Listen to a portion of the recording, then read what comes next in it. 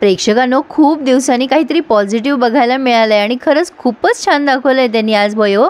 तर बयोमध्ये आपण बघतोय दुष्यंतला टेन्शन आलं आहे बयोला ट्रस्टीज समोर बघून. आता दुष्यंत ट्रस्टीज समोर जातात, म्हणजे चेहरा तर त्यांचा हॅपी आहे पण मनात मात्र खूप टेन्शन सुरू आहे. बयो इथे कशासाठी आले असेल, का आली असेल.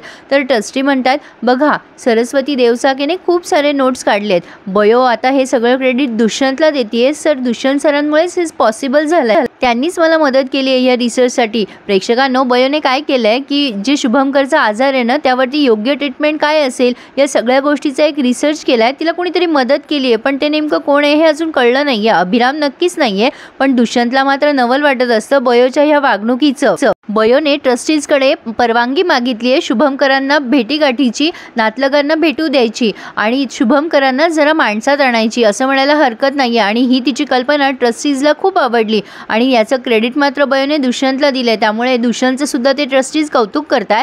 दुष्यंतला ना म्हणता म्हणता चेहऱ्यावर हसू आणावंच लागतं. आता हे सरस्वतीचं म्हणजे आपल्या बयोचं पण कौतुक करतात की खरंच तू खूप हुशार आहेस, तुझ्या या कल्पनांचा आपल्याला लवकरच उपयोग होईल आणि तुझ्यासारख्या स्टुडंटची आपल्या या कॉलेजला खूप गरज आहे सरस्वती. Very good. दुष्यंतला सुद्धा नाईलाज असतो, हो सरस्वती खूप हुशार आहे, हे तर खरंच आहे असं त्यांना म्हणावंच लागतं. तर ते दुसरे जे ट्रस्टीज आहेत ते म्हणतात, खरंच दुष्यंत तुम्ही तिला छान ॲप्रिशिएट केलंय, तुमचं सुद्धा कौतुकच आहे, काही हरकत नाही आहे. शुभंकरांना भेटीगाठी करू द्यायची परवानगी द्या. म्हणजे आता बयोला अगदी काय म्हणतात ऑफिशियली तिला लेटर मिळाले ट्रस्टीजकडून, त्यांनी त्यांची सही दिली आहे त्यावर आणि बयोला आता केव्हाही म्हणजे 24 तासात केव्हाही शुभंकरांना भेटायची परवानगी मिळणार. आता दुष्यंतच्या हातात काही राहिलेलं नाही आहे कारण डायरेक्ट वरून ऑर्डर आली आहे.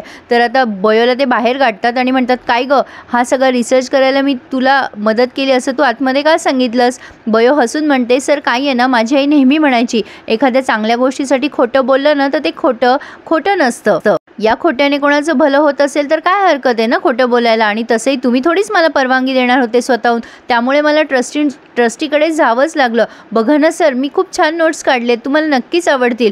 दुष्यंत म्हणतो, तुझ्या या नोट्स बघण्यात मला काडीचा इंटरेस्ट नाही आहे, पण तू हे बरं केलं नाही आहेस, तू डायरेक्ट ट्रस्टीजकडे गेली आहेस, हे तुला महागात पडणार आहे. पण बयो त्यांच्या धमकीला जुमानत नाही. ती म्हणते, सर मी जर डायरेक्टली आतमध्ये सांगितलं असतं ना की तुम्ही कशी वागणूक देताय मला, तर तुम्ही बाबांनाही भेटायची परवानगी देत नाही तर तुमचं काय झालं असतं ना, तुम्ही विचार नक्कीच करू शकता. पण तुम्ही खूप चांगले डॉक्टर आहात आणि तुमचं डॉक्टर होणं तुम्ही सार्थकी लावाल अशी मी अपेक्षा करते. मला एवढा चांगला डॉक्टर या कॉलेजमधनं जाऊ द्यायचा नाही आहे. इतकं छान बोलून बयो तिथून निघून गेली आणि सविताला सुद्धा तिने लेटर दाखवले. त्यामुळे सविताला सुद्धा एकही शब्द तिला बोलता आलेला नाही आहे.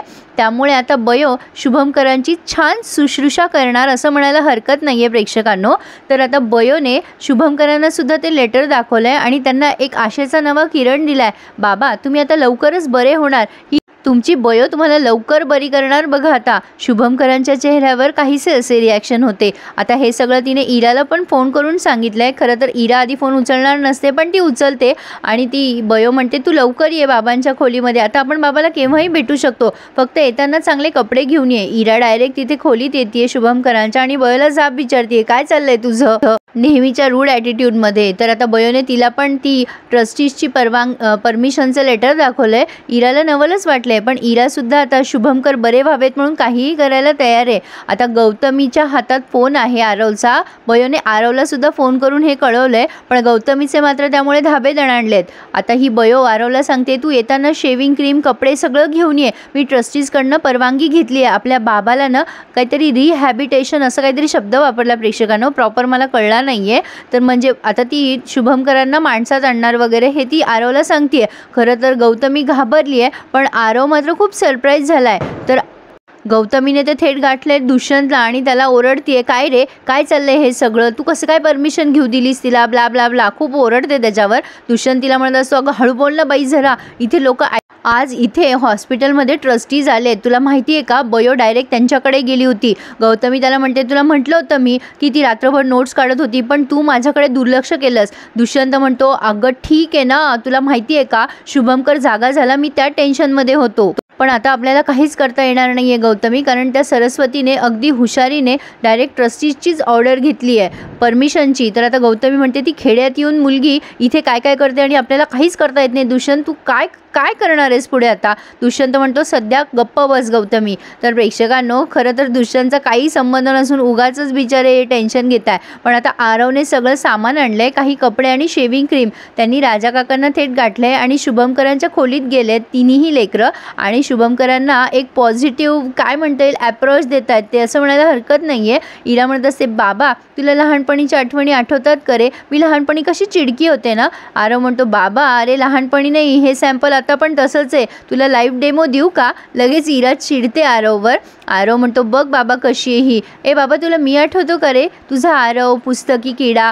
इरा म्हणते बाबा अजूनही हा तसाच आहे, आता पण पुस्तकं खाऊन टाकतो पण कुकिंगची.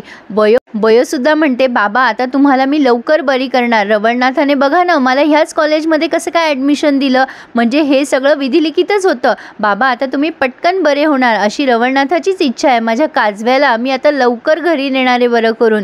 आता हे सगळ्यांनी शुभमकरांना एक पॉझिटिव्ह एनर्जी दिली आहे. राजाराम काका आता शुभमकरांना त्या व्हीलचेअरवर घेत आहे, पण व्हीलचेअरला म्हणजे मदत करताना म्हणजे बयोला ही इरा बाजूला लोटते. नेहमीचा तिचा रफ ॲटिट्यूड आहेच आहे अजूनही. असो पण आता आरवने शुभमकरांना ते शेविंगसाठी तयार केलं आहे आणि हे तिन्ही मुलं खूप छान पद्धतीने त्यांची सेवा करत आहे प्रेक्षकांनो. आणि फायनली त्यांनी शुभमकरांची दाढी वगैरे केली आहे. आता हा शॉट बघताना ना मला काही मूवीजची आठवण झाली. तुम्हाला कुठल्या मूवीची आठवण झाली ते मला नक्की कमेंट करून कळवा. पण पुढे आपण बघतोय गौतमीने डिरेक्टली पोटेसमोर सांगितले की ते शुभमकरला मारून टाक. पोटेला तर भीतीच वाटते आता गौतमीची, म्हणजे असं त्यांच्या चेहऱ्यावरून दिसतंय. पण आता हे दुष्यंत काहीतरी वेगळंच प्लॅनिंग करताय की हे सगळं आपण नाही करणार आहोत, हे सगळं सरस्वतीच करेल. ते काय हे नक्की कळलं नाहीये मला. पण नेमकी तिथे बयो येते आणि म्हणते सर परवानगी द्या. दुष्यंत म्हणतात कशाची परवानगी पाहिजे तुला अजून? बयो म्हणते दशावताराची. दशावतार हा कोकणामधला खूप फेमस कला सादर करण्याचा एक प्रकार आहे प्रेक्षकांनो. तर नक्कीच आपल्याला हा बघायला आवडेल. तुम्हाला आवडेल ना तर मग नक्कीच लाईक करायला आणि चॅनल सबस्क्राईब करायला विसरू नका.